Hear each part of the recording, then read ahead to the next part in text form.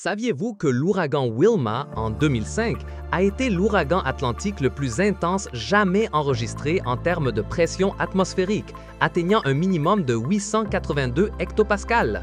Cette pression est extraordinairement basse, ce qui indiquait une force immense et un potentiel destructeur étonnant lorsque ces vents ont dépassé les 295 km/h.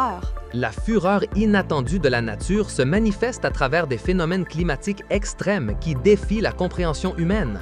Ce sont des événements météorologiques d'une telle ampleur que leurs impacts transforment les paysages et affectent profondément des communautés entières en quelques heures. Aujourd'hui, nous explorerons les 10 phénomènes climatiques les plus extrêmes en dévoilant leur origine, leur impact et les histoires réelles qui les entourent. Préparez-vous à vous plonger dans la réalité frappante de la force naturelle. Nous commencerons par les ouragans, les cyclones et les typhons, des géants atmosphériques qui se forment au-dessus des eaux chaudes océaniques. Comment ces vastes tempêtes parviennent-elles à acquérir autant d'énergie et de vitesse? Ils se nourrissent de la chaleur de l'océan, qui évapore de grandes quantités d'eau et, en se condensant, libère une énergie colossale qui propulse le système en spirale. Un exemple dévastateur est l'ouragan Katrina, qui a frappé la côte du golfe des États-Unis en 2005, causant des dommages de plus de 125 milliards de dollars. Ces ondes de tempête, qui sont des élévations anormales du niveau de la mer, ont balayé des villes entières, comme la Nouvelle-Orléans,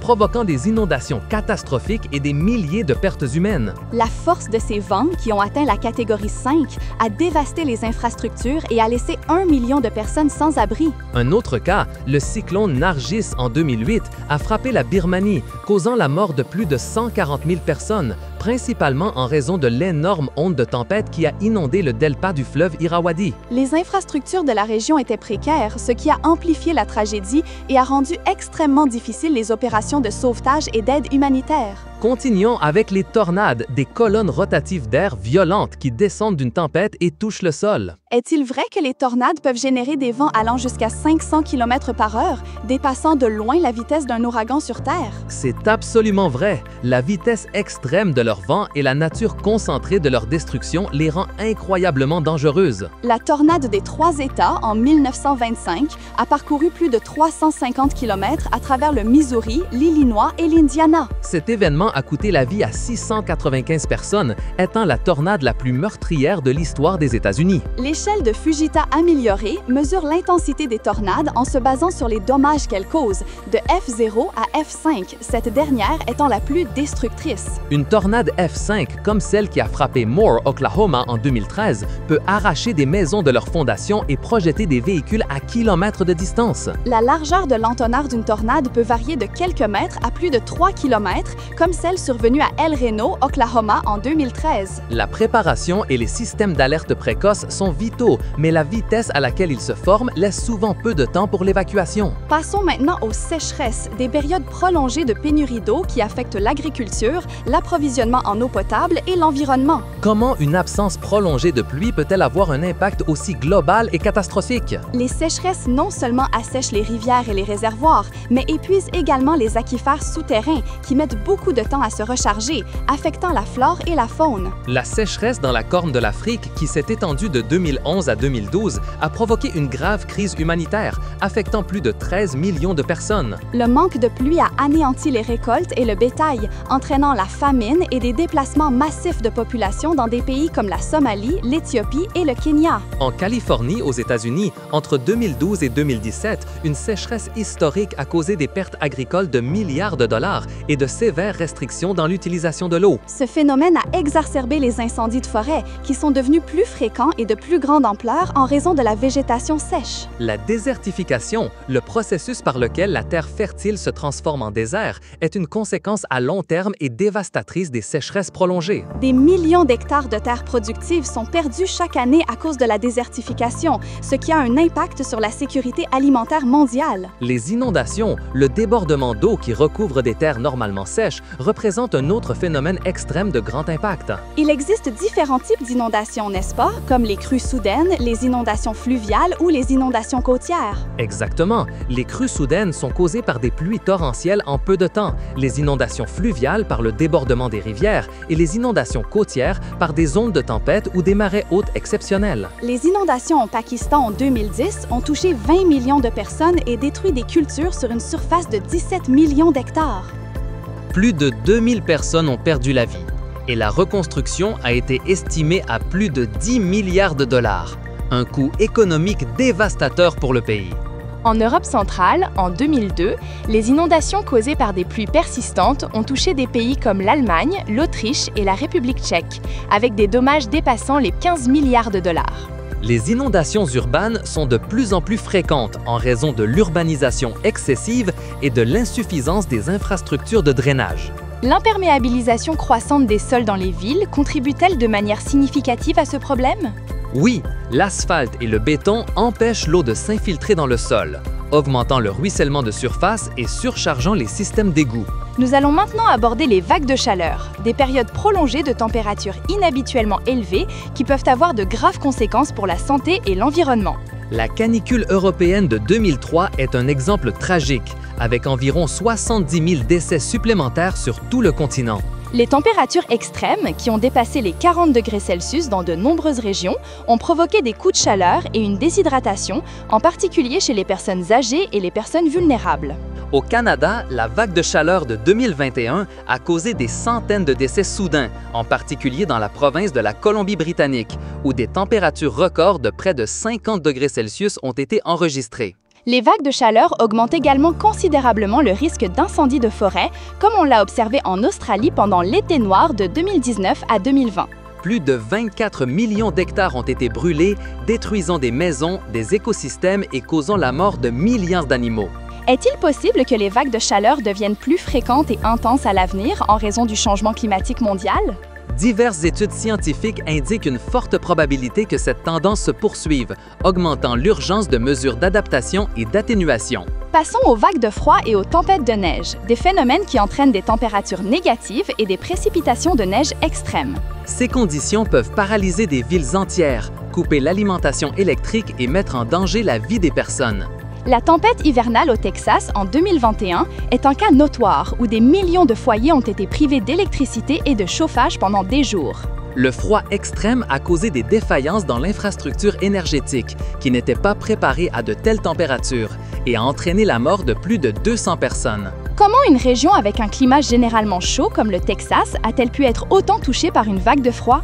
Le manque de préparation de son réseau électrique aux événements extrêmes hivernaux a été un facteur clé, car de nombreuses canalisations et équipements ont gelé. La grande tempête de neige de 1978, qui a touché le nord-est des États-Unis, a laissé des accumulations de neige allant jusqu'à 90 cm. Des milliers de personnes ont été bloquées, les routes sont devenues impraticables et l'économie a subi des perturbations importantes pendant plusieurs jours. Les basses températures et les fortes chutes de neige peuvent provoquer une hypothermie et des engelures, ce qui représente un risque pour la santé, en particulier pour les personnes sans abri adéquat. Maintenant, parlons des chutes de grêle géantes, un phénomène qui peut sembler mineur mais qui cause des dommages considérables. Jusqu'à quelle taille ces boules de glace qui tombent du ciel peuvent-elles atteindre? Certaines chutes de grêle ont produit des grêlons de la taille de balles de golf ou même de pamplemousse, avec des diamètres de plus de 15 cm. En Argentine, en 2018, un grêlon de 23,8 cm de diamètre a été signalé comme le plus grand jamais enregistré dans l'hémisphère sud. Ces projectiles de glace peuvent détruire les pare-brises des véhicules, percer les toits et ravager les cultures en quelques minutes. La force d'impact d'un grêlon de grande taille tombant à plus de 100 km/h équivaut à être frappé par un petit rocher. La perte de récolte due à la grêle peut représenter des millions de dollars de dommages pour l'agriculture, affectant l'économie locale et la sécurité alimentaire. Passons à un phénomène moins connu, mais tout aussi impactant, les tsunamis météorologiques ou météotsunamis. Un tsunami doit-il être causé par autre chose qu'un tremblement de terre sous-marin? Oui, les météotsunamis sont des vagues océaniques de grande taille générées par des perturbations atmosphériques telles que des fronts de rafale ou des tempêtes intenses qui interagissent avec la topographie côtière. Ils peuvent atteindre des hauteurs de plusieurs mètres et frapper les côtes avec peu ou pas d'avertissement. Le météo-tsunami de la mer Baltique en 1978 a généré des vagues de plus de 4 mètres, causant des inondations et des dommages sur les côtes de Pologne et de Russie. Dans les grands lacs d'Amérique du Nord, de nombreux météo-tsunamis ont été enregistrés, souvent confondus avec des marées ou des seiches, mais avec des effets plus destructeurs. Ces événements démontrent comment l'atmosphère et l'océan sont intrinsèquement connectés et comment des perturbations dans l'un peuvent générer des tsunamis et des impacts sévères dans l'autre. La Méditerranée est-elle une région particulièrement sujette à ce type de phénomène en raison de sa géographie et de ses conditions météorologiques? Effectivement, la configuration de ses côtes et la fréquente présence de tempêtes convectives intenses la rend susceptible à la survenue de météo-tsunamis. Notre point suivant concerne les danas, ou dépressions isolées aux niveaux altos, également connues populairement sous le nom de gouttes froides dans certaines régions. Elles sont responsables de pluies torrentielles et souvent d'inondations soudaines en Méditerranée. Une dana est une masse d'air froid dans les hautes couches de l'atmosphère, qui se détache de la circulation générale et reste stagnante. En interagissant avec l'air chaud et humide de la surface, elle génère des orages de grande intensité et persistance. Les inondations causées par une dana dans la communauté valencienne et la région de Murcie en Espagne en septembre 2019 en sont un exemple clair. Des accumulations de pluie de plus de 400 litres par mètre carré en 24 heures ont été enregistrées, faisant déborder les rivières et causant l'interruption totale de l'activité. Des villes entières ont été inondées, des milliers de personnes ont dû être secourues et les dégâts matériels se sont élevés à des centaines de millions d'euros. La prédictibilité de ces phénomènes est complexe en raison de leur nature isolée et de leur interaction avec l'orographie locale. Passons au blizzard, qui combine basse température, vent fort et chute de neige intense, réduisant considérablement la visibilité. Ils sont souvent associés à des fronts froids ou à des tempêtes hivernales de grande ampleur. Le blizzard de 1888, également connu sous le nom de Grand Blizzard, a paralysé le nord-est des États-Unis pendant plusieurs jours en mars. La neige a atteint des hauteurs de plus de 15 mètres dans certaines zones et des vents de plus de 70 km/h ont créé d'énormes congères. Plus de 400 personnes ont perdu la vie et l'économie a subi un impact de millions de dollars en raison de la paralysie du transport et du commerce. La visibilité peut être réduite à presque zéro, créant des conditions dangereuses pour le transit et rendant les opérations de sauvetage difficiles. Finalement, nous arrivons au phénomène El Niño et la Niña, oscillation naturelle de la température de la surface de l'océan dans le Pacifique équatorial. Comment ces changements de température dans une région spécifique de l'océan peuvent-ils avoir un impact aussi global sur le climat? El Niño, caractérisé par le réchauffement des eaux, altère les schémas de vent et de pluie à l'échelle mondiale, provoquant des sécheresses dans certaines régions et des inondations dans d'autres. Par exemple, lors d'un événement El Niño intense, comme celui de 1997 à 1998, on a observé des sécheresses sévères en Australie et en Asie du Sud-Est. Au même moment, il y a eu des inondations catastrophiques au Pérou et en Équateur, avec des glissements de terre qui ont affecté des milliers de personnes. La Niña, au contraire, implique un refroidissement anormal des eaux, générant des effets opposés. Cela signifie plus de pluie en Asie du Sud-Est et en Australie et des conditions plus sèches dans le sud des États-Unis. L'impact économique global de ces phénomènes est estimé à des milliards de dollars, affectant l'agriculture, la pêche et les marchés de matières premières. Les effets d'El Niño et de la Niña peuvent durer de plusieurs mois à plus d'un an, influençant la fréquence et l'intensité d'autres phénomènes extrêmes que nous avons décrits. L'interaction entre ces schémas océaniques et l'atmosphère est un domaine d'étude crucial pour mieux comprendre la variabilité climatique globale. La compréhension de ces phénomènes est essentielle à la préparation et à l'atténuation de leurs effets dévastateurs. La capacité d'adaptation des communautés face à la furie de la nature est un défi constant.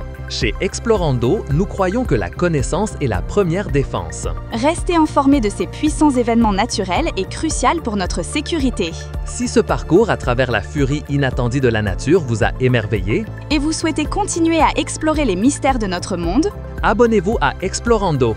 Laissez un j'aime si vous avez appris quelque chose de nouveau aujourd'hui. Et partagez cette vidéo pour que plus de gens connaissent l'incroyable force de la planète. Laissez-nous un commentaire avec le phénomène qui vous a le plus surpris.